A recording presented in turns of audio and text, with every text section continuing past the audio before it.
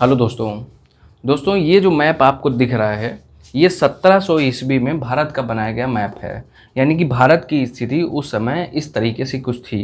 अभी जो आप मैप देख रहे हैं वो 1947 के बाद जो हम लोग का बंटवारा हुआ था उसमें क्या किया गया था, इतने पार्ट को यहाँ से लेकर और इस तरीके से काट कर अलग कर दिया गया जो कि पाकिस्तान बन गया, और कुछ पार्ट को यहाँ से काटा गया जो कि बांग्लादेश बन गया। इसका मतलब ये कि भारत 1700 ईस्वी में कुछ कुछ इस तरीके से दिखता था। भारत में अंग्रेज जो है 1600 ईस्वी में आए। 1600 ईस्वी में आए पहले थे, बट ईस्ट इंडिया कंपनी की स्थापना 1600 ईस्वी में हुई। उसके बाद अंग्रेज अपने आप को लगातार स्थापित करने की, यहाँ पे रुकने की, यहाँ पर अपना जगह बनाने की बहुत सारी कोशिशें करते रहे। कोशिशें सफल नहीं हो पाई, उसका बहुत बड़े रीजंस थे, लेकिन वो लोग लगातार प्रयास करते रहे और प्रयास सफल हुआ 1757 में। 1757 में क्या हुआ था जिसकी वजह से अंग्रेज़ों को यहाँ पर स्थापना मिली और अंग्रेज़ों ने भारत पर कब्जा धीरे धीरे जमा लिया। चलो हम लोग उसकी सारी डिटेलिंग पढ़ने की कोशिश करते हैं, समझने की कोशिश करते हैं कि उस समय हुआ क्या था एग्जैक्ट में। कि पूरे जगह पर कुछ चीज़ों को, कुछ जगहों को छोड़कर सभी जगह पर मुगल सल्तनत का राज था। यानी कि भारत की जितनी भी भौगोलिक स्थिति थी इसमें सब पर मुगल सल्तनत का राज था। और उस समय मुगल सल्तनत के राजा थे, यानी उस समय मुगल सल्तनत पे जो गद्दी पर बैठे थे वो थे औरंगजेब। इधर क्या था, इस पार्ट में, इतने पार्ट में धीरे धीरे मराठा साम्राज्य का उदय हो रहा था। यानी मराठा साम्राज्य इतने में धीरे धीरे विकसित हो रहा था। इधर देखिए हैदराबाद था यहाँ पर, और हैदराबाद के निजाम रहते थे। ठीक, ये यहाँ पर दिल्ली हुआ करती थी जहाँ पर मुगल सल्तनत में गद्दी संभाली जाती थी और यहीं से सारा कारोबार होता था। देखिए दोस्तों, ये था आपका बंगाल था, इधर था बिहार। तो जो आप इतना देख रहे हैं, मैंने जो मैपिंग कर रखी है वो आपको सिर्फ इतना बताने के लिए कर रखी है कि जब 1600 ईस्वी से पहले अंग्रेज जब आना शुरू हुए तो अंग्रेज़ों ने सबसे पहले क्या किया, बाहरी इलाकों में व्यापार करना शुरू किया और यहाँ पर जितने भी नवाब थे, सूबेदार थे, उनसे टैक्स में छूट ले लेकर व्यापार करना शुरू किया। इधर उनका व्यापार ज़्यादा स्थापित नहीं हो पाया। उसका रीज़न ये था कि मराठा साम्राज्य था, उदय हो रहा था, वो किसी भी तरीके से मुगल सल्तनत को अपने में स्थापित नहीं होने देना चाहता था तथा साथ ही अंग्रेज़ों को भी अपने में स्थापित होना नहीं देना चाहता था।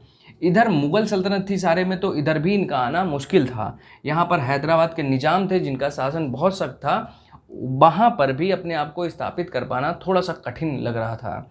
इन लोगों ने क्या किया, ये लोग यहाँ से आए समुद्र से और इतना घूम घाम के इन्होंने बंगाल से घुसना शुरू किया। बंगाल से घुसना इसलिए शुरू किया क्योंकि बंगाल में उस समय शासन बहुत ही क्रिटिकल था। सिचुएशन इस तरीके की थी कि शासन व्यवस्था ठीक तरीके से चल नहीं रही थी। तो इसकी वजह से, अच्छा, दिल्ली में जो बैठे मुग़ल सल्तनत के जो राजा थे जिनका नाम औरंगजेब था, उन्होंने बंगाल पे उतना ज़्यादा ध्यान नहीं दिया और ना तो उतना ज़्यादा फोकस करके बंगाल की बाउंड्रीज़ को कवर किया। अंग्रेज लोग आते गए और आते गए, धीरे धीरे उन्होंने इतने को व्यापार का हब बनाया और यहाँ से धीरे धीरे एंट्री करना शुरू किया। अभी अंग्रेज लोग बंगाल में घुस गए और घुसने के बाद उन्होंने जो किया वो आप जानते होंगे। दोस्तों, आज का हमारा जो वीडियो फोकस रहेगा पूरा का पूरा, वो रहेगा कि जो इंग्लिश लोग आए, अंग्रेज लोग आए, उन्होंने बंगाल पर कैसे अपना कब्जा जमाया। बंगाल, बिहार और साथ में उड़ीसा, ये तीन चीज़ें उन्होंने अपने कब्जे में ले ली, यानी लगभग इतना प्रांत उनके कब्जे में आ गया। तो देखिए, इतने कि जितने दीवानी अधिकार थे वो सारे के सारे अंग्रेज़ों के पास आ गए। यही हमारा आज का मुद्दा है। हम लोग धीरे धीरे अंग्रेज़ों से मराठाओं के युद्ध, फिर हैदराबाद के निज़ाम, दिल्ली सल्तनत और ये सब बाद में पढ़ेंगे। आज हमारा टॉपिक ये वाला है। तो बंगाल में उस समय क्या क्या परिवर्तन हुए, किस तरीके से क्या हुआ, वो लोग हम लोग समझने की कोशिश करते हैं। तो चलिए स्टार्ट करते हैं अपना वीडियो। दोस्तों, 1701 ईस्वी में दिल्ली सल्तनत में जो राज कर रहे थे, यानी मुग़ल सल्तनत के बादशाह थे, उनका नाम था औरंगजेब। औरंगजेब ने क्या किया, एक सूबेदार नियुक्त किया बंगाल में। उनका नाम था मुर्शीद मुर्शीद मुर्शीद कुली खां, ये बंगाल के सूबेदार बनाए गए, बंगाल के सूबेदार। और बंगाल के सूबेदार बनाए जाने के साथ साथ इनको बंगाल का सारा राजपाट सौंप दिया गया और बोला कि आप अपनी तरीके से बंगाल को चलाएं। इन्होंने क्या किया, इन्होंने जो बंगाल की उस समय की राजधानी थी ढाका, तो इन्होंने ढाका से राजधानी बदलकर मकसूदाबाद कर दी। मकसूदाबाद भी इनको राजधानी जब रास नहीं आई तो इन्होंने मकसूदाबाद से भी राजधानी को बदल दिया और राजधानी को बदलने के बाद इन्होंने राजधानी कर दी मुर्शिदाबाद।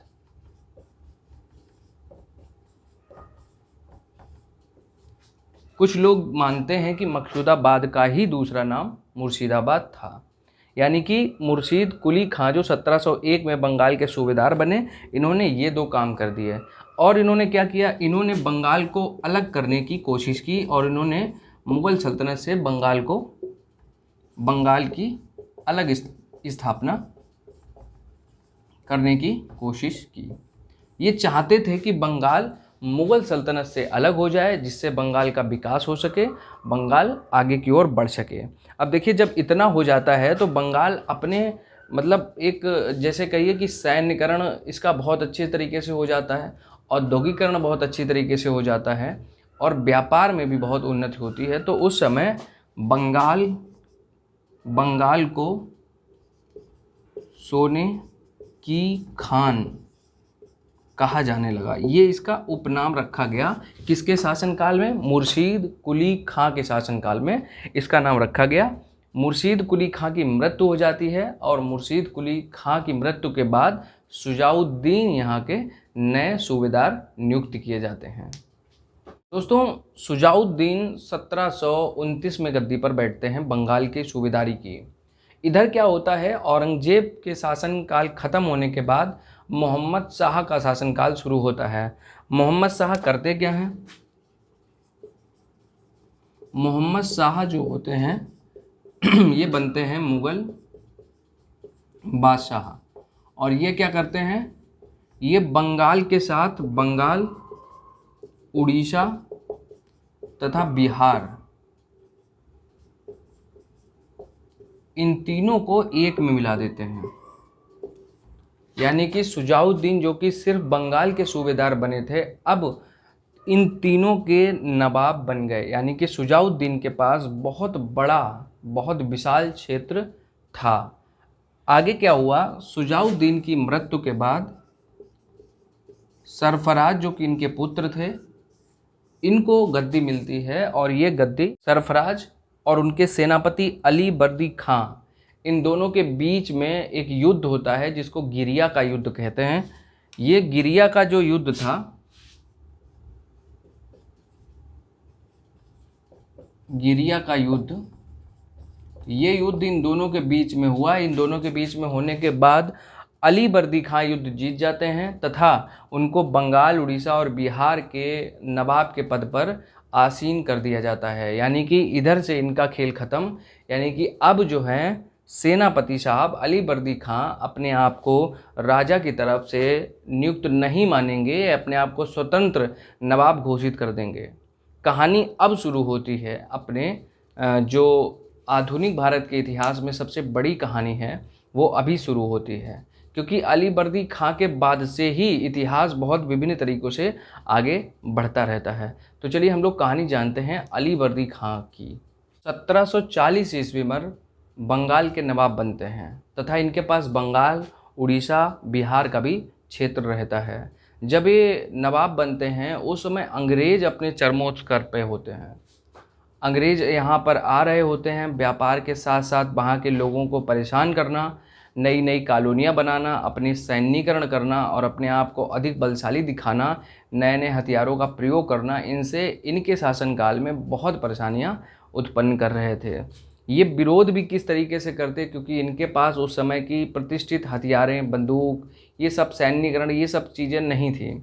फिर भी अली बर्दी खां ने बहुत हद तक अंग्रेज़ों को कंट्रोल में रखने की पूरी कोशिश की।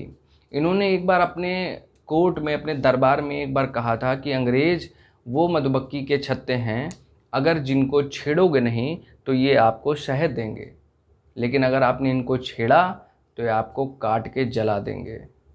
दोस्तों, इतना अंदर से भयभीत ये हो चुके थे, ये जानते थे कि आज के बाद का समय जो भी रहेगा उसमें अंग्रेज़ इतने हावी हो जाएंगे कि उन पर कंट्रोल पाना मुश्किल नहीं, नामुमकिन हो जाएगा। इसलिए उन्होंने अपने मरते मरते अपने आने वाले सभी लोगों से कहा कि आप अंग्रेज़ों पर बिल्कुल भरोसा ना करें।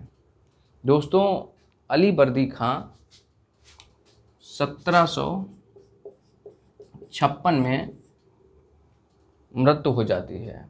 तो जब अली बर्दी खां की मृत्यु हो जाती है 1756 में, तो इनके बाद जो बंगाल का सबसे प्रतिष्ठित, बंगाल का सबसे शक्तिशाली और बंगाल का सबसे अच्छा सैनिक और उस बंगाल का सबसे अच्छा नवाब गद्दी पर बैठा, उसका नाम था सिराजुद्दौला। तो इनके बाद आए थे सिराजुद्दौला।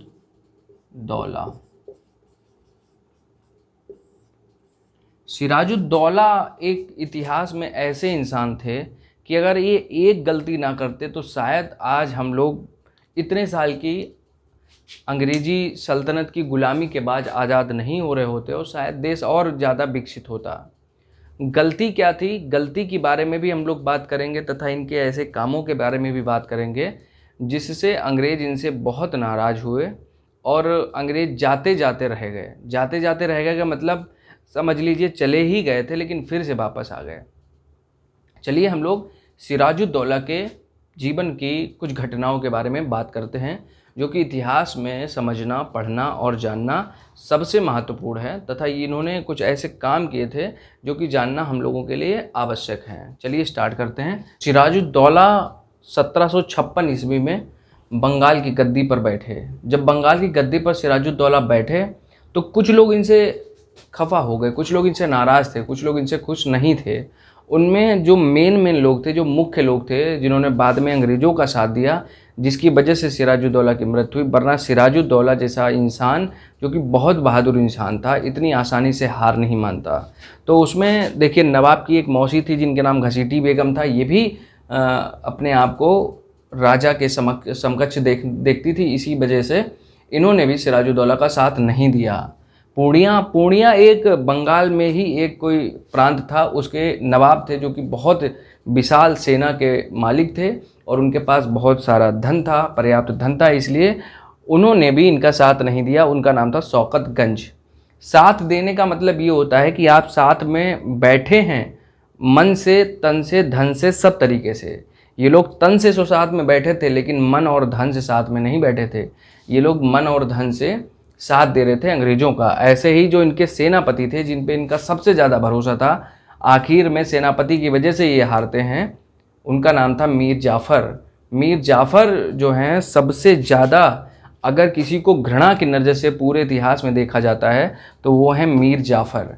मीर जाफ़र ऐसे इंसान हैं जिनकी वजह से हमने अंग्रेज़ों का लगभग 300 सालों तक हम लोग उनके गुलाम रहे। उनके सिर्फ़ और सिर्फ कारण है मीर जाफ़र साहब। तो मीर जाफ़र साहब जो हैं इसीलिए नफ़रत के हकदार हैं। इनके बारे में भी अब थोड़ी देर में समझेंगे। पहले समझते हैं कि सिराजुद्दौला के बाद में सिराजुद्दौला के बारे में क्या क्या इन्होंने मेन काम किया और क्या क्या इन्होंने किया।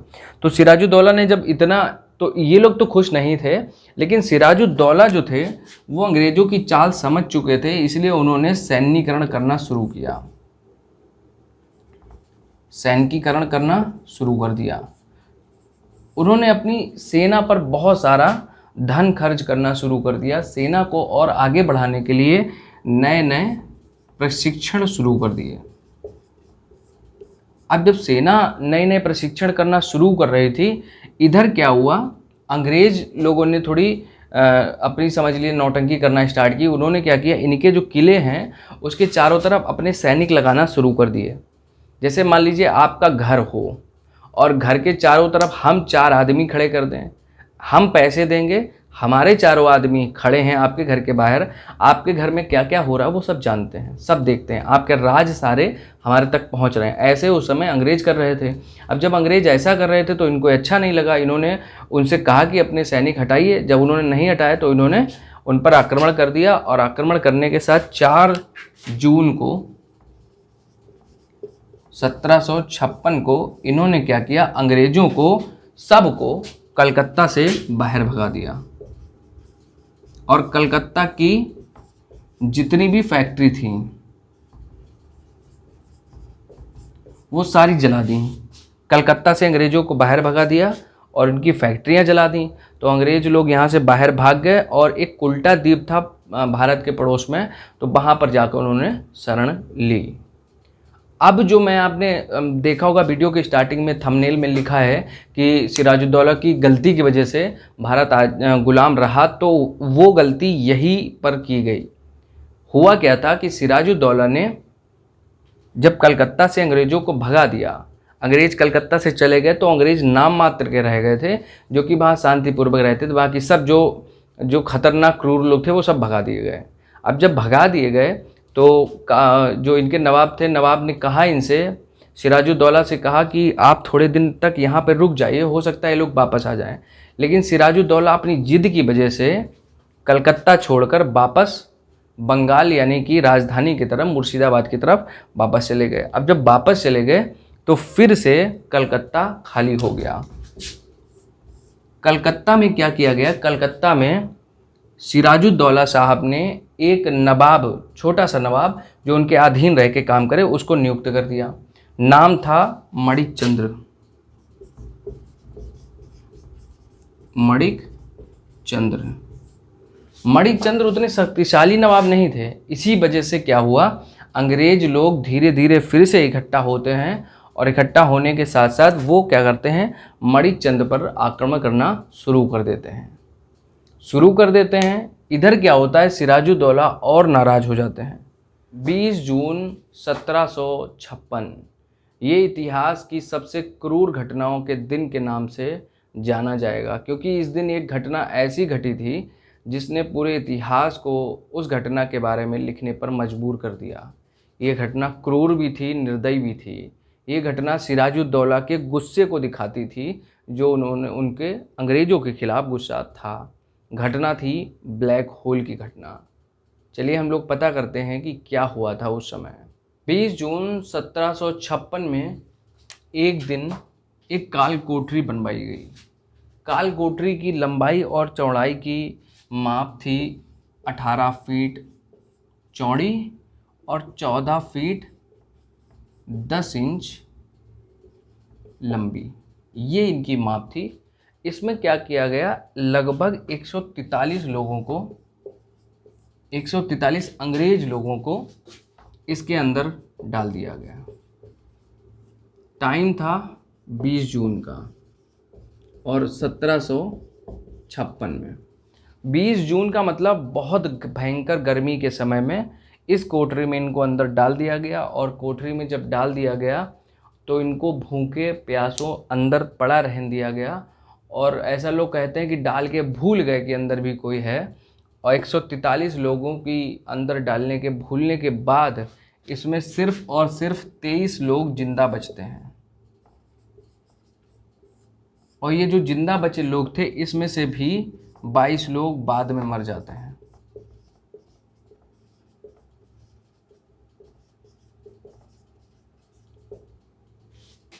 एक आदमी सिर्फ बचता है जिसका नाम होता है,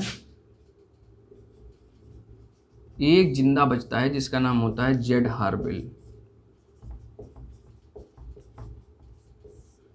जेड हार्वेल जब उससे निकलते हैं तो पूरी घटना को विस्तृत रूप में बताते हैं कि अंदर कैसा लग रहा था, किस तरीके की गर्मी थी, खाना नहीं दिया गया, पानी नहीं दिया गया, कमज़ोर लोग मर गए।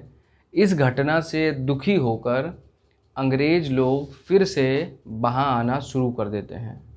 रॉबर्ट क्लाइव के नेतृत्व में एक बार फिर से सिराजुद्दौला पर नहीं कह सकते, जो बंगाल के छोटे से कस्बे में मतलब नवाब बनाए गए थे, मणिक चंद्र पर आक्रमण कर देते हैं तथा वहाँ पर कब्जा कर लेते हैं।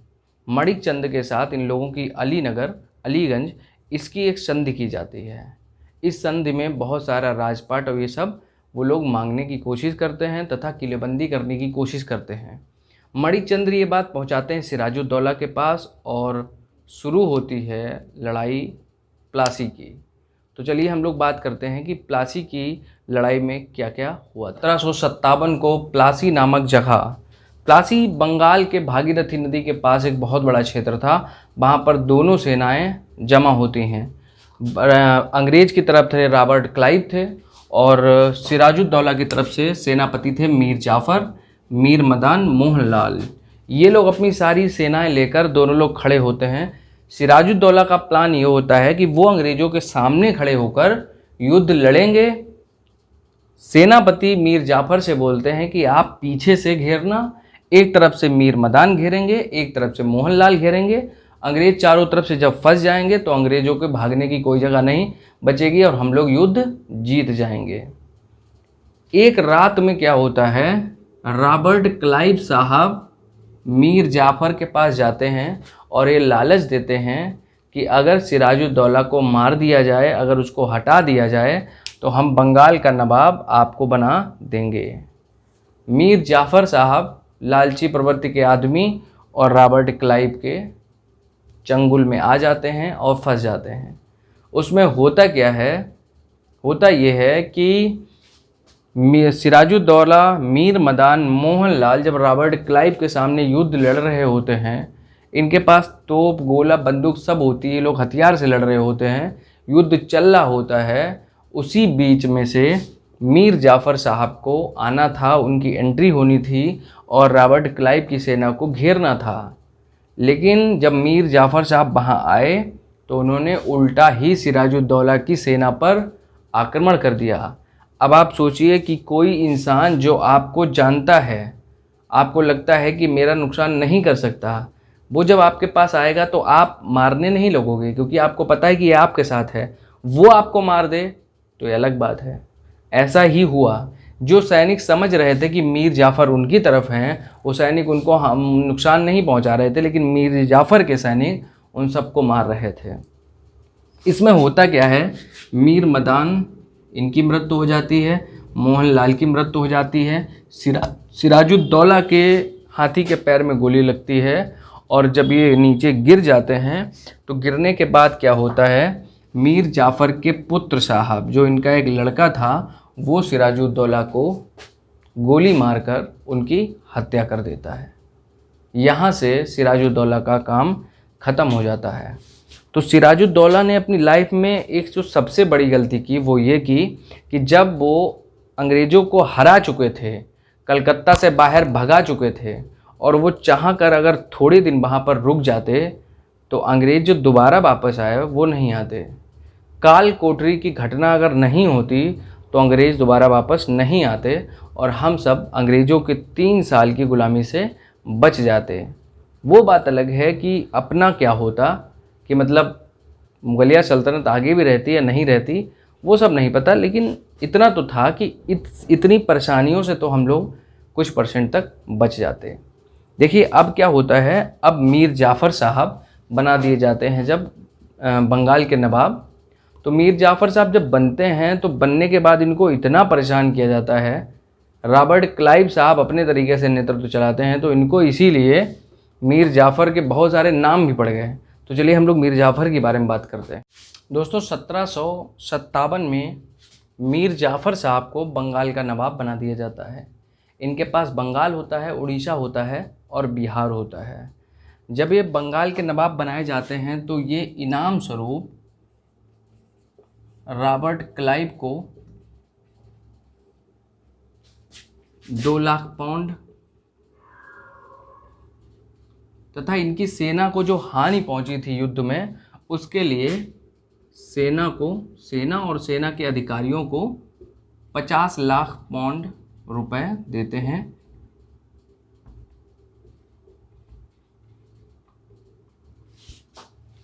अब भाई रुपए दे दिए, अब आप सोचो कि बंगाल पर आपका शासन है तो ऐसा नहीं हो सकता। बंगाल पर आपका शासन हो ही नहीं सकता क्योंकि बंगाल पर शासन करने के लिए जिसने आपको बैठाला था उसकी नीति इस तरीके की थी ही नहीं। रॉबर्ट क्लाइव साहब ने क्या किया, इन पर अंदरूनी अपना प्रभाव बनाना शुरू किया। धीरे धीरे उन्होंने चारों तरफ बंगाल के किलेबंदी शुरू की, अपने सैनिक बढ़ाना शुरू किया, सैन्यकरण करना शुरू कर दिया। इन सब चीज़ों से मीर जाफ़र धीरे धीरे परेशान होने लगे। उन्होंने सोचा कि पहले वो सोच रहे थे कि अंग्रेज़ों का साथ देकर उन्होंने अच्छा किया, लेकिन बाद में इस बात को बहुत पछताए हो कि अंग्रेज़ों का साथ नहीं देना चाहिए था। गद्दी मिलती या ना मिलती, लेकिन कम से कम ये तो था कि मैं ईमानदार रहता। एक टैग लग गया कि बेईमान हैं और दूसरे अपने मन से काम भी नहीं कर पा रहे हैं। मीर जाफ़र जी को रॉबर्ट क्लाइव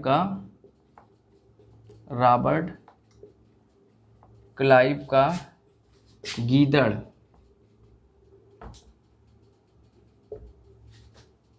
तथा रॉबर्ट क्लाइव का गदहा, ये जो इतिहास की सबसे आप समझिए कि बेनामी वाली जो पद हैं या जो बेनामी वाले नाम हैं इतिहास के, वो दिए गए मीर जाफ़र को। वो दिए गए थे क्योंकि उन्होंने रॉबर्ट क्लाइव का इतना साथ दिया, अपना सारा खजाना रॉबर्ट क्लाइव पर लुटा दिया। धीरे धीरे ये आगे बढ़ता रहा। जब मीर जाफ़र बहुत परेशान हो गए तो इन्होंने क्या किया, ये डायरेक्टली अंग्रेज़ों को मना नहीं कर सकते थे, तो इन्होंने डचों के साथ मिलना शुरू कर दिया और डचों से बोला कि तुम आओ, फ्री में व्यापार करो। मुफ्त व्यापार का उनको प्रलोभन दिया। डच आना शुरू कर दिए। तो जब डच आना शुरू कर दिए तो अंग्रेज़ों को तो दिक्कत होगी। तो जब अंग्रेज़ों को दिक्कत हुई तो अंग्रेज़ों ने बेदरा युद्ध, और ये बेदरा युद्ध किसके किसके बीच हुआ, डच के और अंग्रेज़ों के बीच में, और इसमें जीता कौन, तो अंग्रेज़ विजय हो गए। बेदरा का युद्ध हुआ, अंग्रेज़ विजय हो गए। अंग्रेज़ों ने क्या किया, मीर जाफ़र को हटाकर मीर कासिम को बंगाल का नवाब बना दिया। अब मीर कासिम साहब बन गए।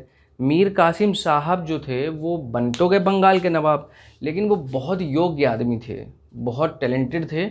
हर एक चीज़ की, हर एक सिचुएशन को अच्छी तरीके से जानते थे, समझते थे, परखते थे।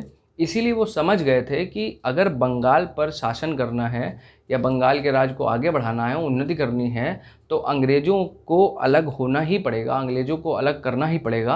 अंग्रेज़ों को अलग करने का मतलब ये है कि आप सैन्य शक्ति को बढ़ावा दें। तो हम लोग बात करते हैं मीर कासिम की राजनीतिक और सामाजिक दृष्टिकोण के बारे में। दोस्तों, मीर कासिम साहब 1760 में गद्दी पर बैठते हैं। जैसे ही गद्दी पर बैठते हैं, सबसे पहले वो परिवर्तन ये करते हैं कि जो राजधानी थी मुर्शिदाबाद, पहले राजधानी कौन सी थी, मुर्शिदाबाद,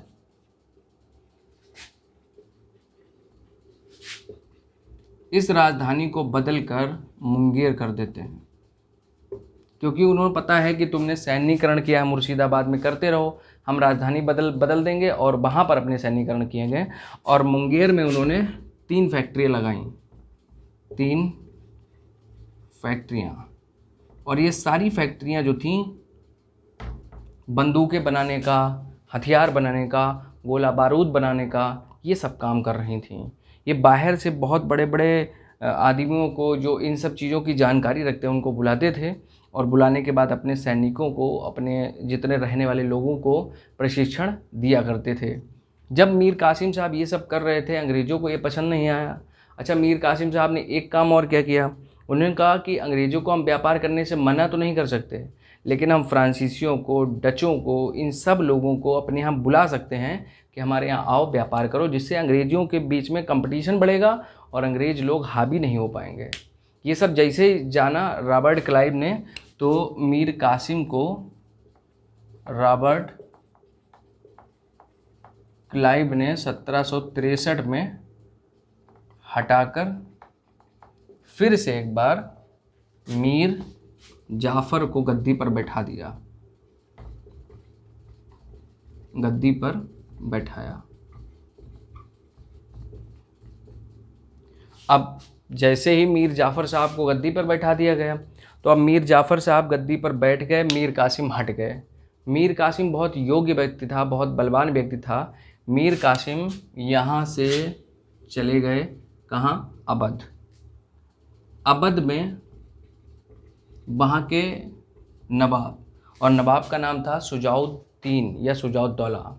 तो शुजाउद्दीन या शुजाउद्दौला से मिलते हैं, अवध के नवाब से मिलते हैं। तथा दिल्ली में जो मुग़ल सल्तनत के बादशाह थे शाह आलम द्वितीय, उनसे मुलाकात करते हैं। ये दोनों लोग मुलाकात करने के बाद तीनों लोग आपस में सोचते हैं कि अंग्रेज़ों के ख़िलाफ़ इनको युद्ध करना है।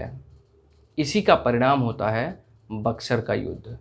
तो चलिए आगे हम लोग बक्सर के युद्ध के बारे में बात करते हैं। मीर कासिम साहब जब यहाँ से चले जाते हैं बंगाल से, तो ये मिलते हैं अवध के नवाब शुजाउद्दौला से, तथा ये मिलते हैं शाह आलम से, जो कि उस समय मुग़ल बादशाह थे। ये तीनों लोग सेना इकट्ठी करते हैं। इधर क्या था, बंगाल के गवर्नर बेंजीटाट बने थे और उनके सेनापति थे हेक्टर मुनरो। इनके खिलाफ दोनों लोग युद्ध करना शुरू करते हैं। इनके पास नए नए हथियार, गोला बारूद, बंदूकें थीं। इनके पास उतने सैन्य प्रशिक्षण नहीं था। और ये जो साहब थे शाह आलम, ये पूरी तरीके से युद्ध में शामिल ही नहीं हुए थे। इन्होंने अपना पूरा सैन्य शक्ति का प्रशिक्षण वो किया ही नहीं। इन्होंने क्या किया, इन्होंने कुछ लोगों को इनके साथ भेज दिया और कहा जाकर युद्ध लड़ो। बुरी तरीके से ये लोग पराजित होते हैं, अंग्रेज़ों की विजय होती है, यानी ये लोग पराजित हो जाते हैं, अंग्रेज़ जीत जाते हैं। इसका जो मोटा माटी अगर ओवरऑल देखा जाए तो इसका मोटा माटी ये था कि अब जो है इनकी और इनकी, इन दोनों की बैंड बजने वाली है। क्योंकि ऐसा था कि अब मीर कासिम जो थे वो तो लड़ने के मूड से गए थे, तो वो तो लड़के मर गए, उनका कोई बात ही नहीं है। ये लोग लड़ने के मूड में गए नहीं थे, बेचारे मजबूरी में पहुँचे थे वहाँ पे, लड़ाई भी नहीं की। और लड़ाई नहीं करने का मतलब ये हुआ कि सिर्फ खड़े हो गए वहाँ पे। मन से लड़ते तो हो सकता जीत ही जाते, बेमन से लड़े तो न जीतने में रह गए न हार में। इसका फल क्या मिला, इसका फल मिला दोनों को कि इनको 2 संधियाँ करनी पड़ी इलाहाबाद में। पहली संधि इलाहाबाद में करनी पड़ी 12 अगस्त को, दूसरी संधि करनी पड़ी 16 अगस्त को। दोनों संधियों में, एक संधि में इनका बहुत सारा सामान, धन, वो सब ले लिया गया, एक में इनका ले लिया गया। तो चलिए हम लोग दोनों संधियों के बारे में बात कर लेते हैं। दोस्तों, बक्सर के युद्ध में पराजित होने के बाद ये तीनों लोग जो थे, इन तीनों लोगों को बहुत बड़ी सजाएं मिली।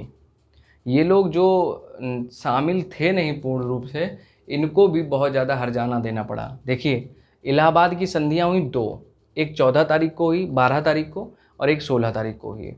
जो 12 तारीख को हुई तो वो तो शाह आलम की बैंड बजाने के लिए हुई थी, ये कह सकते हैं। क्योंकि शाह आलम साहब जो थे, उनसे बिहार, उड़ीसा और बंगाल के दीवानी अधिकार, दीवानी का मतलब लड़ाई दंगा से रिलेटेड और टैक्स से रिलेटेड, वो सारे अधिकार जो हैं कंपनी के पास चले जाएंगे। 53 लाख रुपया इनसे वसूले गए हर्जाने के रूप में, और किलेबंदी और चारों तरफ लगा दी गई और बढ़ा दी गई। शाह आलम जो थे उनसे तो ये हो गया, इधर आ जाओ। इधर जो थे अवध के नवाब थे, तो अवध के नवाब जो शुजाउद्दौला थे, उन पे क्या हुआ, 50 लाख रुपये ले लिए गए, द्वैध शासन लगा दिया गया और किलेबंदी। द्वैध शासन का मतलब ये होता है कि ऊपर ऊपर हम काम करेंगे, हमारी देखरेख में आप सारे काम करेंगे। दोस्तों, इतना क्रिटिकल माहौल चला।